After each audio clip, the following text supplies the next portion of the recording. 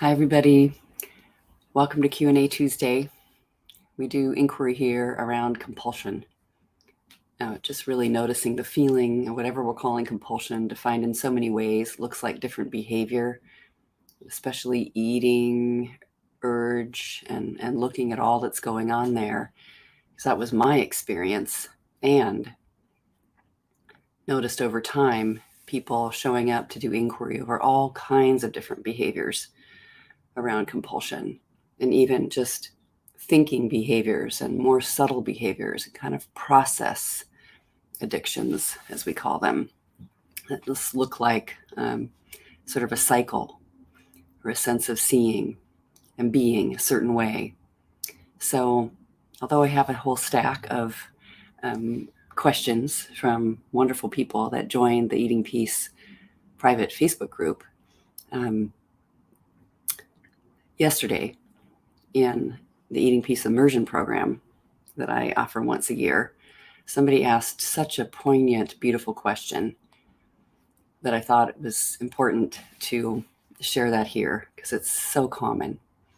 She was seeing that it appears her choice when looking at this dilemma and this problem of overeating or under eating and all the aspects of that in between, but wanting to lose weight, that the one option that's clear, that is sort of most out there I see, is controlling what you're doing. So I'm going to manage what I eat. I'm going to measure it and weigh it and sort the quantities. Not that there's anything wrong with that, because that can be very peaceful for some people. Just notice. So if we don't know what's right or wrong, and that's, opening up to inquiry, but just seeing, and there are a bazillion books on food combinations and eat this kind of food and don't eat that kind of food, and this one's going to make you feel really good and this one not, and this one's going to help you lose weight and do this. And many of us have done all kinds of bizarre combinations of things in an effort to get somewhere else, someplace different. And what she was noticing was the stress of management, like hyper management, like that kind of vigilant control. I'm on the wagon. There's a wagon here and I'm on it. I'm doing it right. I'm succeeding. I'm winning, or I'm losing. I'm not succeeding. I'm unsuccessful. And she had noticed, like just not wanting to live that way. Like, sure, many of us have had the experience of actually doing that successfully on a timeline, starting it, and then, wow, here I am doing this controlled experience and I'm getting somewhere. And so when I get there, I'll be so happy. And maybe we even are happy. Look at this. Look at what's happened. And noticing, of course, not being able to sustain it in any way, and how much energy and effort, and something feels unnatural. It feels like there's that thing that, like, wow, we must have been born with the mechanism of being able to feel full, empty, eat now, don't eat anymore. And I'm somehow have lost touch with that, or something overrides that. And the way to work with that is to, like, get a really, sometimes it feels rigid or really clear or really direct kind of way of eating, like just more management of whatever's going on there. And sure, that can be frustrating. Talk to many people who feel just deeply frustrated with that. Is this really the way? Is this truly where I need to be and how it looks? Okay, and there's a lot of things around that to see,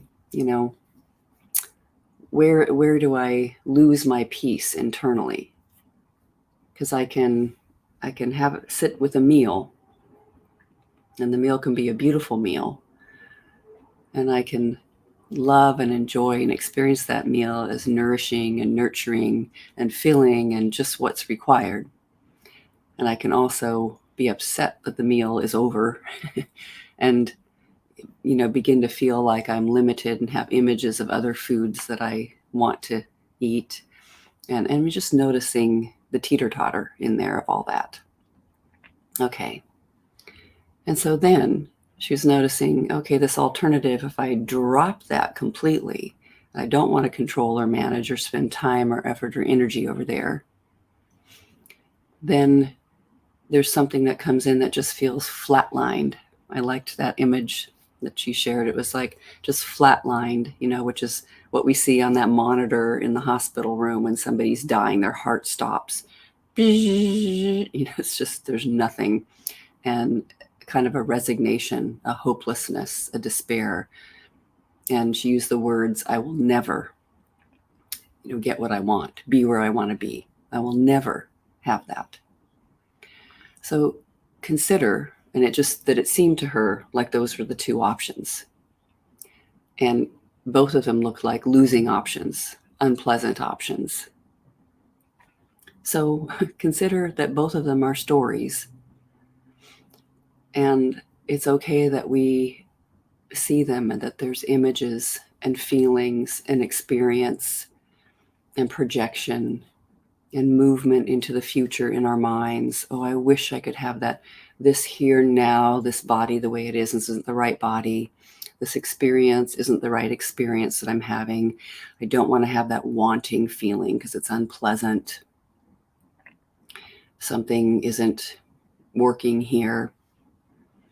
And lots of images of the past and how whatever it is that's not working there, and that I'm failing and I'm not there, maybe even overwhelmed. So I take this moment, because only in inquiry and seeing that it's the mind's like energy and busyness. So just looking at that, the mind is seeing it this way and presenting like this, and that it feels disappointing and like it's a lose-lose situation. I'm losing either way.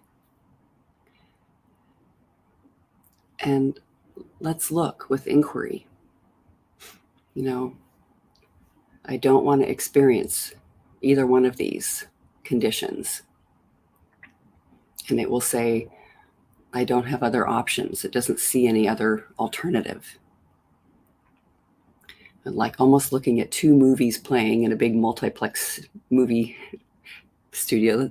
There they are. We're looking at two movies at the same time. And both of them look disappointing or aggravating or hard, just not peaceful. Who would we be without the stories that is so? That's the way it is. Is it true? That's our only option? There's no pleasure or happiness possible here? Is that true? I need to be very controlled. I need to just resign myself to doing this the rest of my life, being this way. Notice what happens when we think that thought. There's so much proof. The mind really loves to look at the past and see all those images for how it's been. I failed. The only time I lost weight was when I was doing the control thing, and that wasn't all that fun. At all those times when I couldn't eat what other people were eating, or, felt embarrassed, or just felt deprived. So they both, just will pull out the options, the examples for why that doesn't work. Not pleasant, not a pleasurable experience, unhappy either way, don't like what it takes, collapsed versus aggressive, collapsed. It is interesting to see what either one of those might say, spending a little time. Like, they're all kind of alternate but not working completely approaches to feeling safe, or feeling like you get some rest, or feeling like there's something to be gotten out of either approach. At least I don't have to do that, or at least we're not going there. And some people will have a swing, far more tendency towards one than the other. So many people that I've worked with that get like really hyper driven on the control, and just find they're sure that there's so much safety in that controlled side. And of course that can become sort of whittled down into like this hyper, I'm almost addicted to not having it, to going without, to being so powerful in my absence and refusal, and to eat that ever. And that can turn into sort of an anorexic bent, or just deprivation, not having.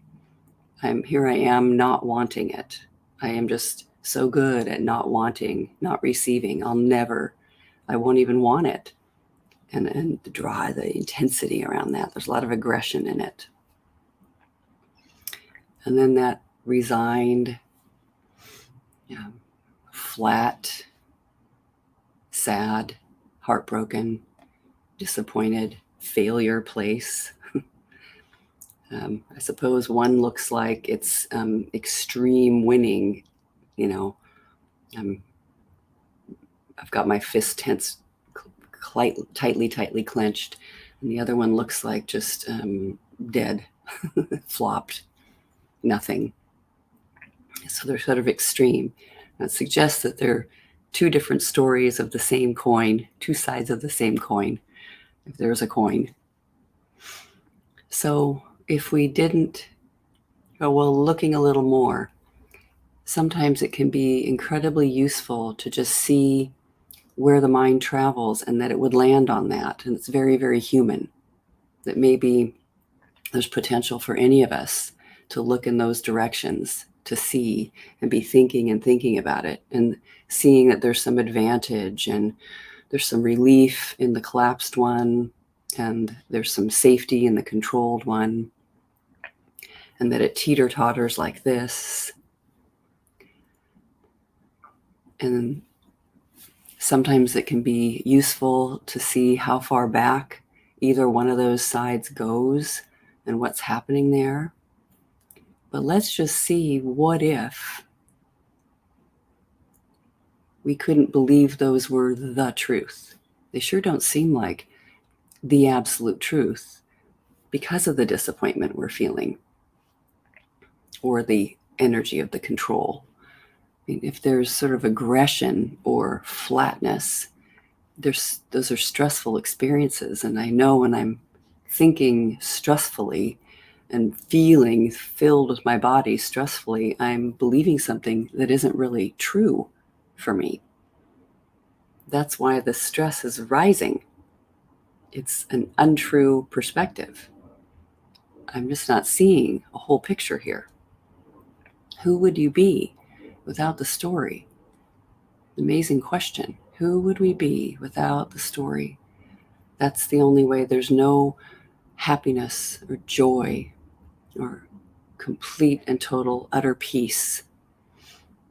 I can't really have everything that I want, like a balanced body. This woman wanted weight loss, wanted the body to be different. And what if we let go in this moment now of needing anything to be different than it is? We'll think, if I let go of wanting my body to be different than it is, then it will stay this way forever, and it will be the flatline experience, and everything will turn out horribly. It'll be just a failure. But who would you be without that story, without that thought? Some say it is only our attitude and our thoughts about feelings that is the trouble. Not the feelings themselves. The feelings are so human. They arise and show themselves as a way of seeing this perspective that I have. what I'm thinking and what I'm believing? What if there was another way? What if I'm not even needing to get someplace in the future that's a better place right now? How is it more likely that my body will balance to its natural, easy, balanced, supported weight? As if I'm, doing lots of aggression, or if I'm collapsed completely, like someplace else without that story, right now, in this moment, now. No future and no past, feeling ease, feeling tenderness and kindness, noticing the natural place of where I don't need any more food if I eat a meal, and that I can follow the simple directions of the body and allow that to lead the way instead of the mind. And it's okay sometimes when there's been lots of overdoing it and over wildly to have an experience of clarity, food planning, meal planning, a natural sense of how it is to see what it's like without the intended purpose of weight loss being the end goal, just to see what if this was a normal day and I'm not absolutely set on weight loss, but just seeing what it's like to be nourished and supported and not threaten myself with lack of food, but just letting myself see that I'm safe and I have enough and I'm okay. Sometimes there can be a lot of joy in seeing a simple amount that looks very normal is enough. I don't need any more. So is my cry for more, genuine? Is it a feeling of just relaxed, peaceful, a little more in this moment? Or is it coming from mind and emotions? Who would you be without your story? Could there be a way? What is it that we want? What is it? It's usually joyful. Joy. Happiness. Incredible appreciation for the food, but not getting like sort of mesmerized and enchanted by it necessarily, because that's not that fun. That's like having a spell. That's compulsion. But just having joy about this aspect of life. This can be done with any compulsion that anyone has. What you think, what the movement towards that thing. Can we just allow that to be there happily? Doesn't mean I need to be joining with it. There it is, being itself, that substance or quality or whatever it is. And I don't have to have hatred for it or aggressive against it. It's just that there it is. And I'm okay. I'm okay here. The flow of life, breath coming in and out, food coming in and out. Peaceful moment. Is it okay for me to be happy right now? Great question. Who would you be without the thought you should be unhappy because of whatever food is doing, or whatever your mind is doing, or whatever emotions are doing? What if I could be just peaceful, happy, simple? What if it's all about my attitude towards when things come up? So I was sharing in the group an experience I had just the very same day or the day before this question came, and that I was on a walk and I was thinking about my oldest child, and I felt concern and distance and like, oh, I haven't really had a close conversation. How are they doing with this? How are they doing with that? Oh, And I noticed like sadness and lack of connection and disappointment and kind of missing them appear, and lots of images. And I could feel it in my body. And I almost felt like, oh, I don't even want to go on a walk. I suddenly had this thought, why bother even going on a walk? Let's just turn around and go back home. We don't need to go to the usual destination. It was funny because I was enjoying this quiet walk with my rain poncho on in the Pacific Northwest. It was quite beautiful. And I said, wow, I want to just kind of have that collapsed feeling because I'm seeing images that look disappointing and sad. And I just recognized story time. We're on the sad part of a story. And I don't even know that it's true. And I noticed my body did not turn around and give up and go back home. It just kind of kept walking and noticing and being with the feeling and seeing it there and not hating the feeling and wishing it would be gone. Part of me maybe did. God, this is like an untenable spot to be in. Just letting it live, just like a wound can't suddenly be healed instantly. You get a cut on your hand. It would take the time it takes to just heal up and get all mended and then be gone and scab falls off. It would take the time it naturally takes. And so this walk is happening and something is seeing and then recalling and remembering and coming back into presence and coming back into, oh, it even saw, wow, I can just actually call my kid on the phone right now, which I let myself just walk a little more in the rain. And then I did. And just got the voicemail, but something felt like that's what naturally appeared. And then nothing more is required.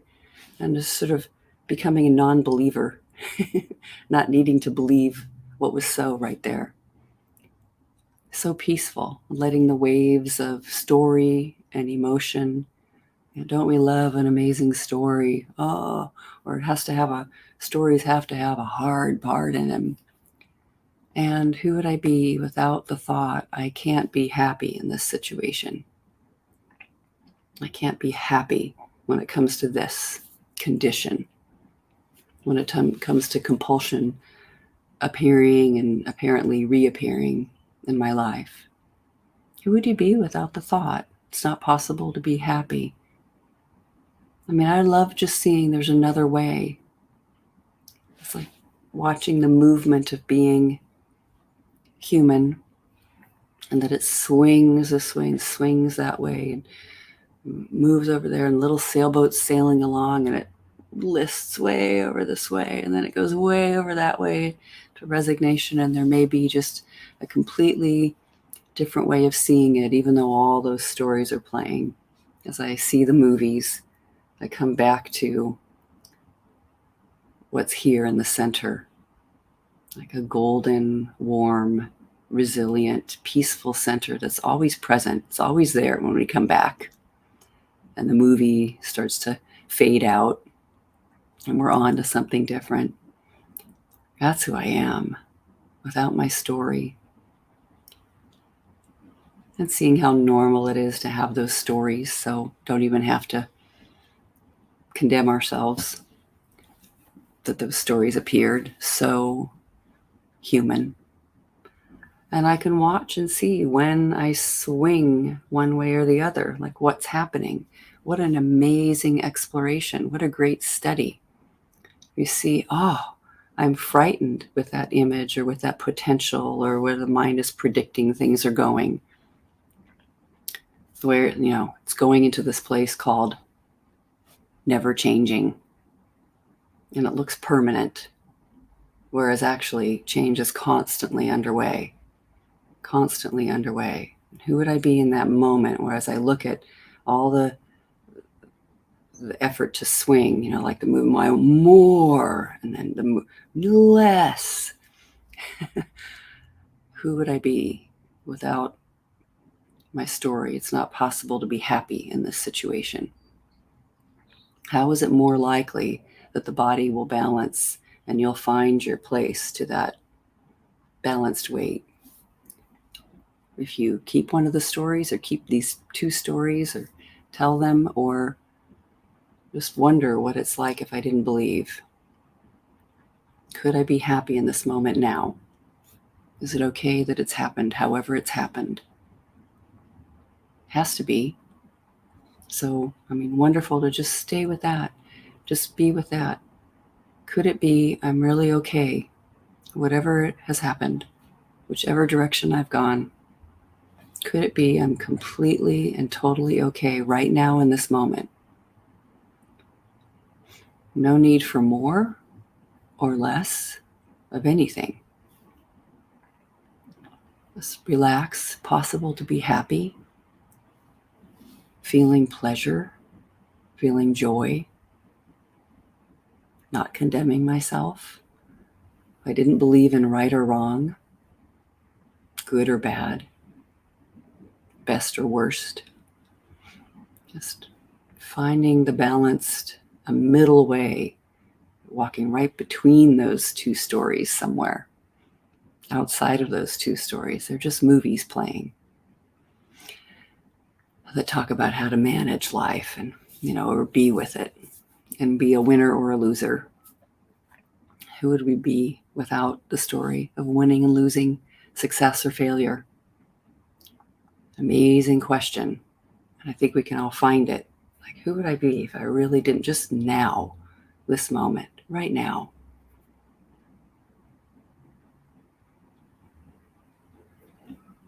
So let me know how that goes. All right. Lots of love.